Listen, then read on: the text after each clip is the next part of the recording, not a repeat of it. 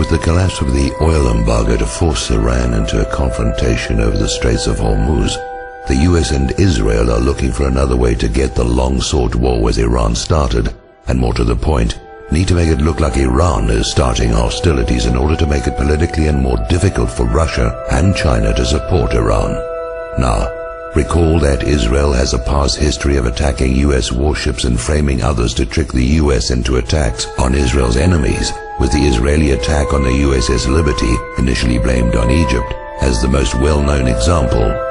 So here we have the USS Enterprise, the oldest carrier in the fleet, on her last legs, scheduled to be decommissioned next year. Her name is well known in part because of the Star Trek TV series. Decommissioning a nuclear aircraft carrier is a very expensive process. USS Enterprise is powered by 8 nuclear reactors, all of which must be disposed of as nuclear waste material along with all the associated machinery. The US Navy would save a great deal of money, more than the scrap worth of the steel, if USS Enterprise were to be sunk in the Persian Gulf, where the radioactive mess is someone else's problem to deal with. So why send an ancient warship at the end of a useful life into harm's way? The same reason Franklin Roosevelt moved a bunch of obsolete warships from San Diego to Pearl Harbor, while their newer carriers and warships were well away from Hawaii on December the 7th, 1941. Israel has 3 Dolphin submarines, given to her by Germany.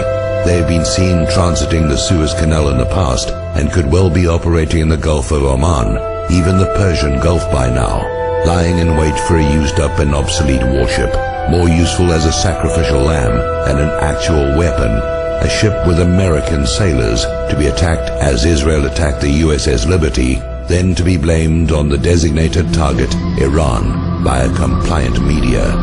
If you agree with this analysis, please post this video everywhere you see this carrier story. If we can make them doubt a false flag will be believed, maybe they'll call it off.